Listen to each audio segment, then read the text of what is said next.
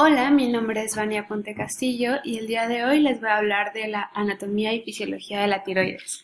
Vamos a comenzar.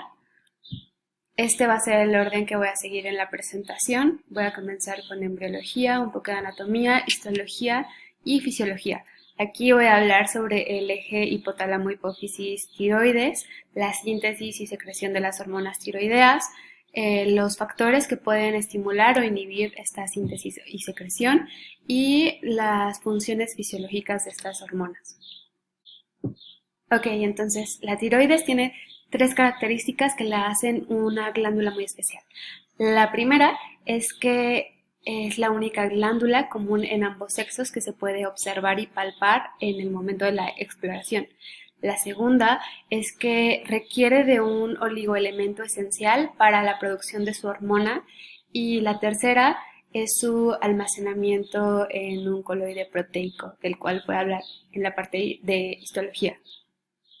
Ahora, estas hormonas tiroideas, las tironinas, tienen un papel importante en el metabolismo basal y en el desarrollo cerebral y somático en los niños. Este último punto es muy importante porque podemos ver a niños con discapacidad intelectual debido a la deficiencia de estas hormonas durante su desarrollo, lo cual se denomina cretinismo.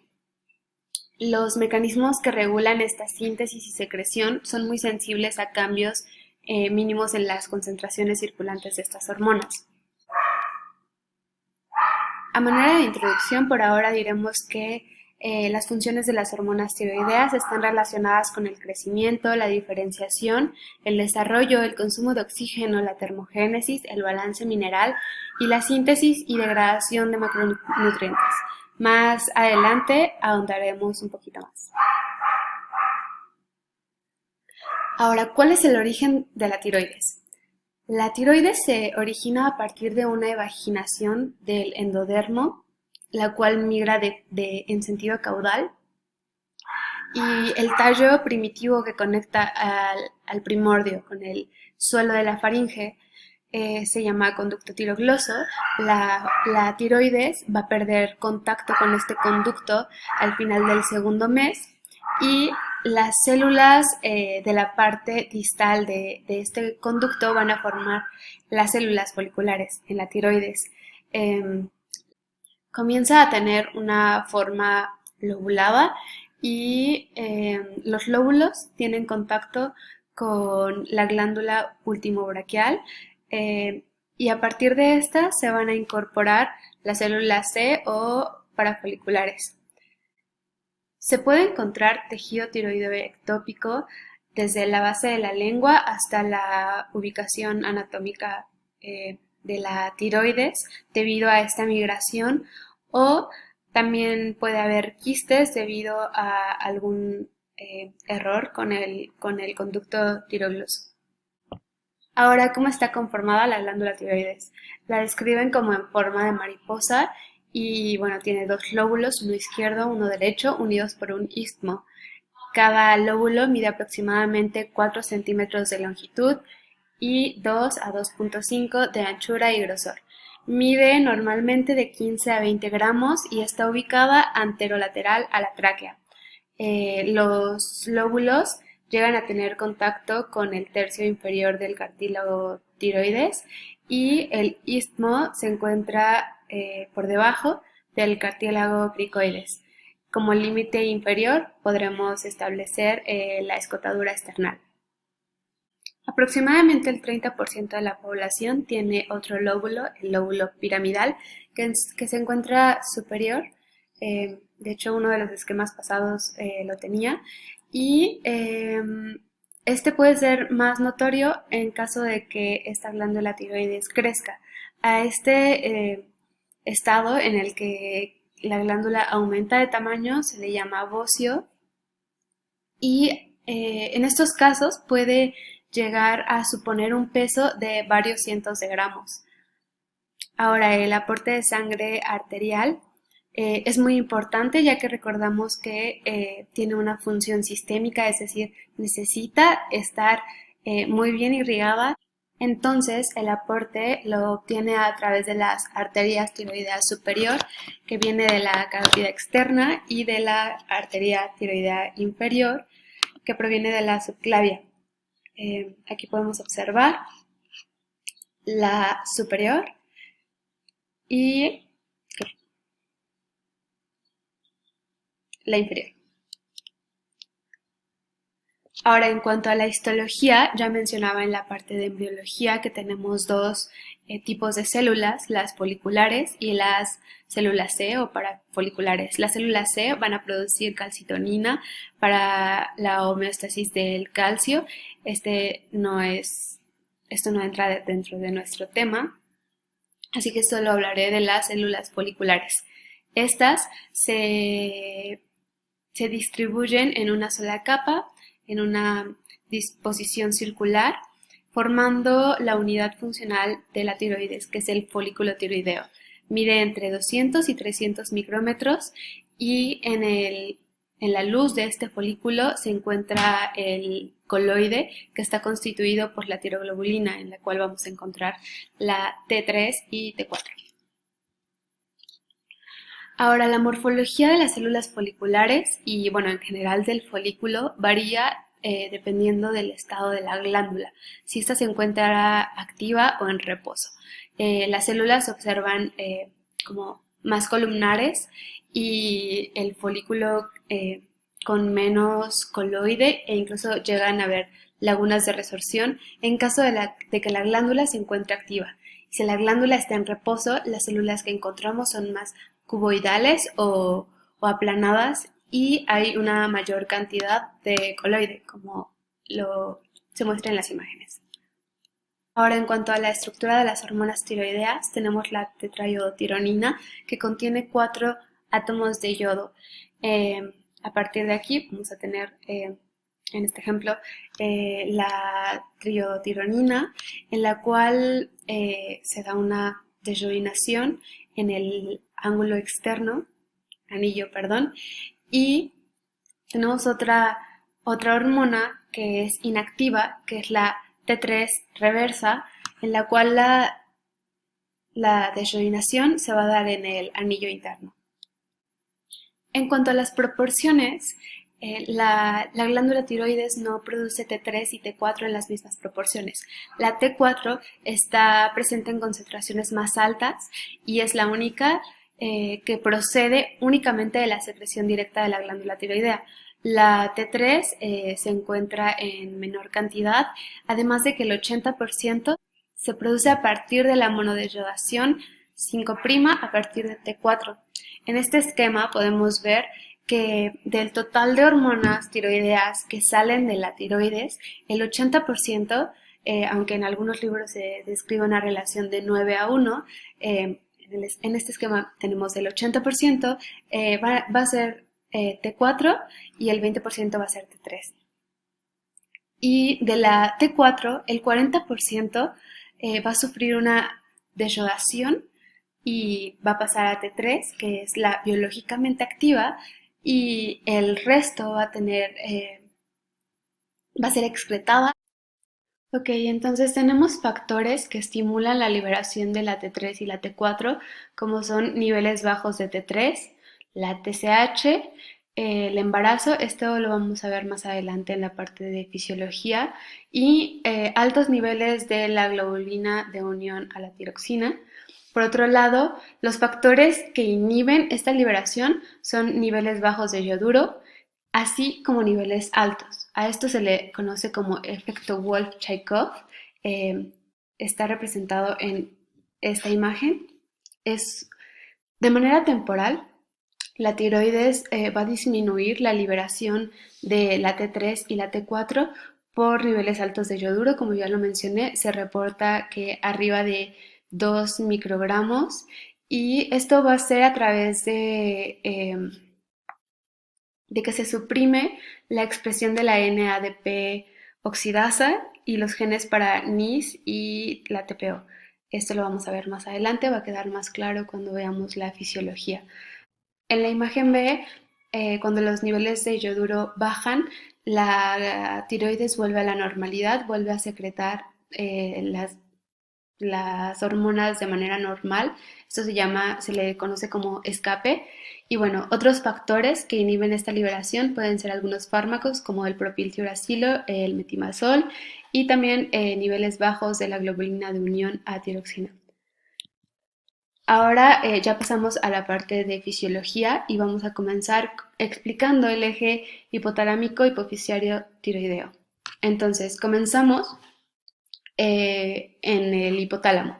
Tenemos que las neuronas en el núcleo 4 y la eminencia media van a liberar TRH que a través de las venas portales va a llegar a perdón, va a llegar a las células tirotropas, a las cuales va a estimular para que secreten TSH, la cual va a ir a la tiroides y va a estimular a que se secrete la T3 y T4. Estas a su vez van a ejercer un efecto de retroalimentación negativa al hipotálamo y y a la hipófisis. En la hipófisis además se va a encontrar una desrodasa, la desrodasa 2, lo vamos a ver más adelante también, pero esta desrodasa va a convertir la T4 en T3, así que va a ejercer un efecto negativo sobre todo en estas células tirotropas. Otros factores que van a inhibir la secreción de TSH van a ser la dopamina y la somatostatina. Entonces, la liberación de TSH puede estar influida tanto por la TRH que llega, los niveles de T3 y T4 en el tirotropo como tal, también si el paciente consume algún análogo de somatostatina o algún agonista dopaminérgico, incluso se ha visto con glucocorticoides, también lo vamos a mencionar más adelante. También se puede llegar a inhibir la liberación de TSH en enfermedades agudas o crónicas, como puede ser en el síndrome de eutiroideo enfermo. Y bueno, ahora en cuanto a la síntesis y secreción de hormonas tiroideas, tenemos este esquema que abarca desde la captación del yoduro hasta la liberación de la T3 y la T4. De manera resumida, y lo voy a explicar más adelante con más detalle, tenemos que, bueno, esta es la parte de la membrana basolateral de las células tiroideas y esta es la apical, de este lado está el coloide y aquí está en contacto con el plasma. Tenemos la captación del yoduro y este pasa a la superficie apical de la célula, sale de la célula y se une con la tiroglobulina que ya había salido por una vesícula secretora. Entonces la yodación de esta tiroglobulina va a producir la monoyodotirosina y la diyodotirosina, que al conjugarse van a producir a su vez la T3 y la T4. Entonces el folículo va a almacenar estas hormonas en el coloide y cuando llegue el momento de que deban ser secretadas, se va a dar una endocitosis, entonces la vesícula endocítica se va a combinar con un lisosoma y en este lisoendosoma se va a lograr la liberación de la T3 y de T4 de la tiroglobulina. Estas hormonas van a salir y la MIT y DIT acá se van a reciclar. Pueden sufrir una degradación a través de una enzima NADPH dependiente. Aquí vemos la salida del yoduro. Y bueno, el metabolismo del yodo va a ser un paso esencial y muy importante para la síntesis de hormonas tiroideas. Lo obtenemos a través del consumo de alimentos que lo contienen, como pescados, mariscos, huevos, algas, entre otros, o a los que se le añaden, como la sal yodada. Esto es importante porque podemos ver que en varias regiones del mundo sufren de deficiencia de yodo, que la OMS lo define como menor a 100 microgramos, eh, y es una cantidad considerable de personas, aproximadamente 2.000 millones de personas tienen déficit de yodo. Y bueno, para su captación se necesitan disponibles de 60 a 75 microgramos diarios. La glándula tiroidea contiene aproximadamente 8.000 microgramos, la mayor parte en forma de MIT y DIT. Entonces, con esta cantidad, la tiroides, perdón, constituye el mayor reservorio de yodo en el cuerpo y más del 60% de la T4 es yodo y más del 50% de la T3 es yodo también. Entonces es muy importante para la síntesis de estas hormonas tiroideas. Entonces tenemos que el yodo se absorbe en el intestino delgado, se distribuye como yoduro en el líquido extracelular y también es liberado de la tiroides, producto de la desiodinación tiroidea. Ya había comentado antes que eh, cuando después de este endolisosoma libera T3 y T4, MIT y DIT sufren como de reciclaje y es aquí donde se puede dar la desyoinación. Y la depuración es renal en un 80%, es la cantidad que se excreta por heces es pues despreciable. Entonces, si queremos medir si nuestro paciente tiene una ingesta adecuada de yodo, podemos hacerlo mediante un estudio de depuración renal. Bueno, la ingesta diaria recomendada por la OMS es de adultos de 150 microgramos, en el embarazo aumenta de 200 microgramos, niños de 90 a 120 microgramos. Y la cantidad mínima para evitar bocio por deficiencia de yodo es entre 50 y 100 microgramos, depende de la literatura.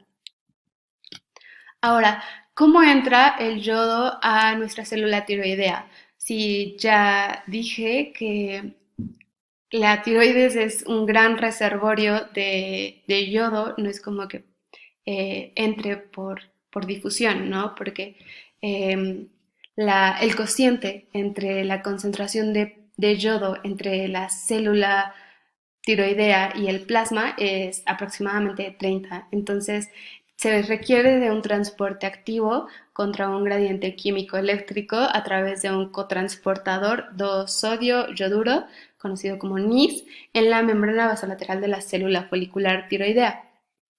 Este va a ingresar dos moléculas de sodio y una de yoduro a la célula. El sodio sí entra a favor de gradiente y esto se ve debido a la bomba sodio-potasio que favorece esta condición de que el sodio pueda ingresar a favor de corriente. A partir de este momento voy a usar estos símbolos para indicar que la TSH estimula, digamos, este paso para la liberación de hormonas. Este paso también se ve estimulado por niveles bajos de yoduro. Entonces, el yoduro, ya que está dentro de la célula tiroidea, se desplaza hacia la zona apical y va a salir de la célula, y esto lo hace a través de la pendrina. Esta mete cloro y saca el yoduro. Esta proteína no solo se encuentra en la tiroides, también la podemos encontrar en el oído y en el riñón. En el oído es muy importante para que se dé el potencial endococlear. Entonces, en caso de que tengamos una mutación en esta proteína, el cuadro clínico que surge es un hipotiroidismo congénito y sordera neurosensorial, a lo que se le conoce como síndrome de Pendret. Al mismo tiempo, se está secretando tiroglobulina a la luz, la cual va a contener los residuos de tirosilo a los que se le terminará pegando el ligando yoduro. A través de estas vesículas también sale la peroxidasa tiroidea y este paso también es estimulado por la TSH. El siguiente paso consiste en la oxidación del yoduro. Esto va a ser a través de la enzima peroxidasa tiroidea y se requiere para esta reacción peróxido de hidrógeno, el cual va a ser aportado por la Duox-2 o Duox-1. Estas enzimas son dependientes de calcio. Algo importante de recalcar aquí es que niveles elevados de yoduro inhiben la glucosilación de estas enzimas, lo que se cree que es el mecanismo por el cual se da el efecto Wolff-Chaikoff. Bueno, posteriormente sigue la organificación, la cual consiste en la incorporación del compuesto intermedio resultante de la oxidación a los residuos de tirosina de la tiroglobulina, dando como resultado monoyodotirosina,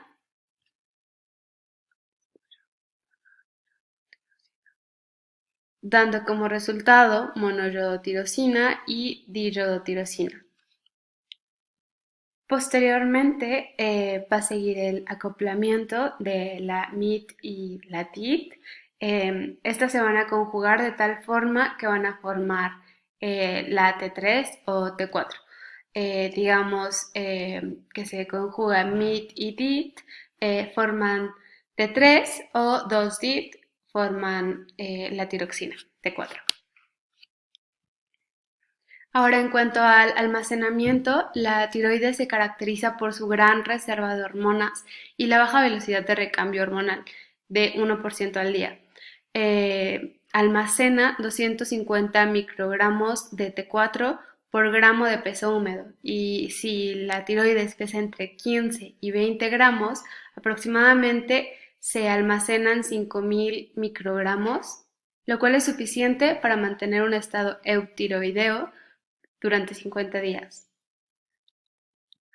Por último, la secreción se va a dar mediante la reabsorción de gotas de coloide. Esto es la endocitosis del coloide a través de macropinocitosis y micropinocitosis. Esta última se ha descrito más en humanos.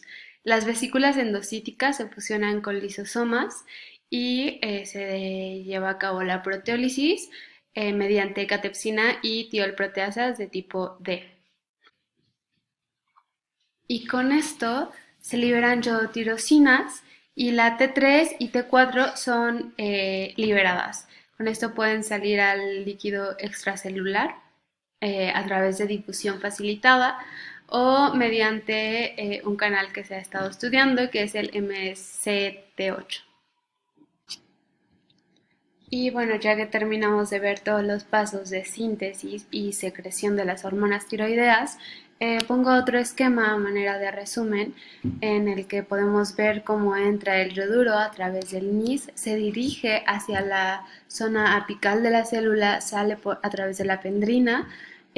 Aquí tenemos la enzima que les mencionaba, DUOX, que es calcio dependiente y que aporta el peróxido de hidrógeno. Ya está la tiroglobulina yodada, la cual es endocitada y sufre la hidrólisis para dejar T3 y T4 libres y que éstas salgan al espacio extracelular, y MIT y DIT vuelven a la célula para reciclaje. Ok, entonces ya mencionaba que la TSH estimula varios de los pasos, pero a manera de resumen de nuevo, podemos ver cómo eh, actúa sobre el metabolismo del yoduro, incrementa el yoduro en la luz folicular, aumenta el riesgo sanguíneo tiroideo, en la síntesis de hormonas tiroideas, estimula la producción de peróxido de hidrógeno, la síntesis de tiroglobulina, la peroxidasa tiroidea y la ruta del NADPH. En cuanto a la secreción, estimula la pinocitosis de la tiroglobulina y la liberación de hormonas. En cuanto al receptor de TSH, además de activarse por TSH, puede ser activado por diversos anticuerpos, tanto activadores, neutros o bloqueadores, además de la hormona luteinizante y la gonadotropina coriónica. Esto, al estimular al receptor de la misma manera que la TSH, va a ocasionar el hipertiroidismo fisiológico en el embarazo. Ahora, en cuanto al transporte plasmático, tenemos que las hormonas libres son las determinantes del metabolismo.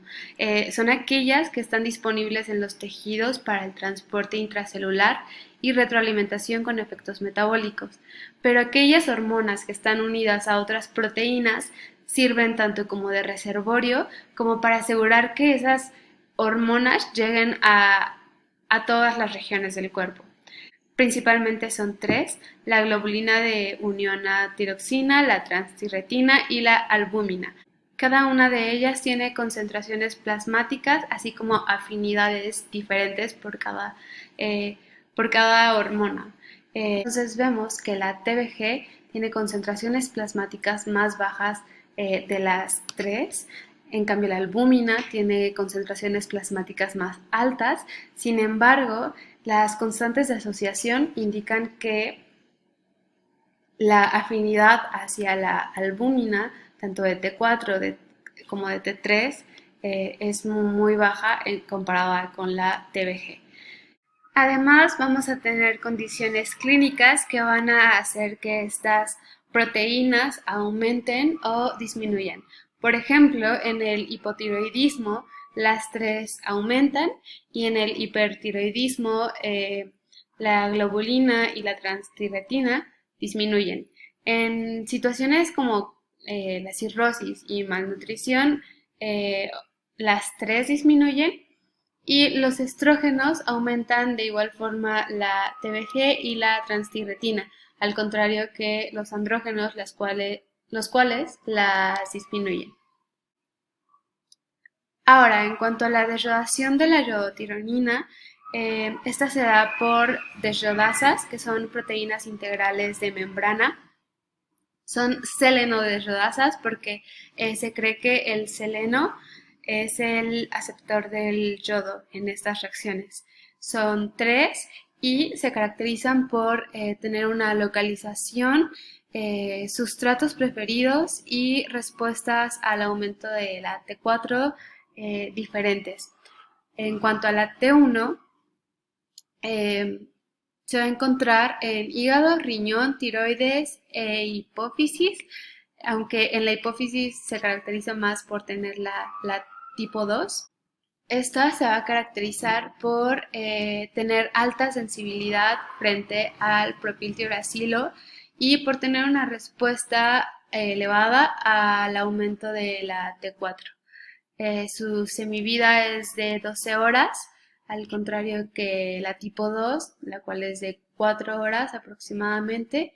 La tipo 1 y la tipo 2 se van a encargar de activar a la T4, pero por otro lado, la T2, al tener una localización intracelular, se cree que provoca que la T3 tenga un mejor acceso al núcleo y se caracteriza por aumentar su concentración en respuesta a disminución de la T4.